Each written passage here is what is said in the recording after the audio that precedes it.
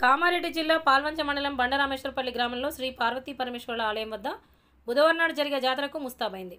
ప్రతి ఏటా మాఘ అమావాస్య సందర్భంగా ఇక్కడ జాతర నిర్వహించడం ఆనవాయితీగా వస్తుంది.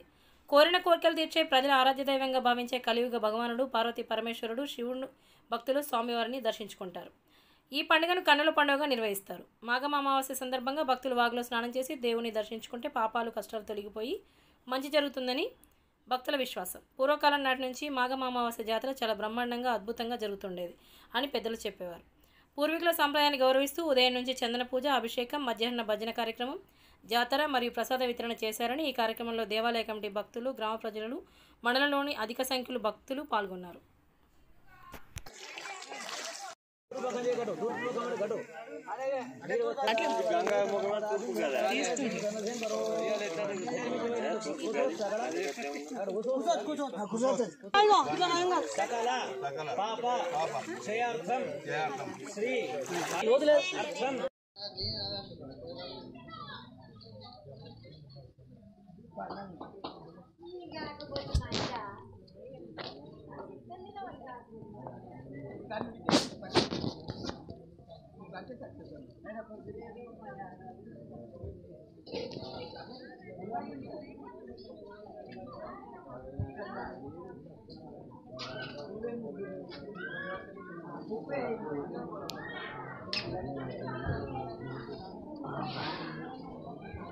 ఇక్కడ నుంచి ఫస్ట్ స్టార్ట్ కాదు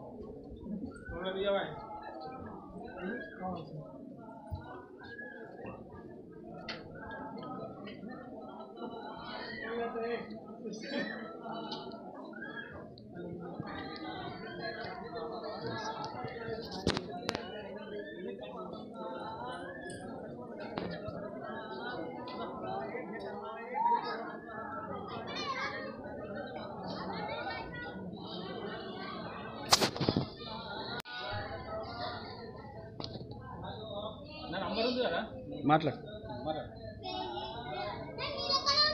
బండరామేశ్వరపల్లి గ్రామం వాచారిక మండల కామారెడ్డి డిస్ట్రిక్ట్లో ఉంది.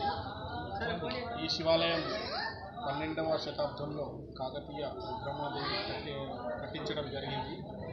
ఈ శివాలయం చాలా మహోన్నతమైనది. అలాగే ఈ శివాలయం ప్రక్కన ఉత్తర గంగ కోనేరు కూడా ఉన్నది. భక్తులందరూ మాఘ అమావాస్య రోజున అక్కడ కోనేటిలో స్నానం ఆచరించి శివుని దర్శనం చేసుకుంటే ఏ కోరికనైనా నెరవేరుతుందనేది ఇక్కడి భక్తుల నమ్మకం, మా యొక్క నమ్మకము.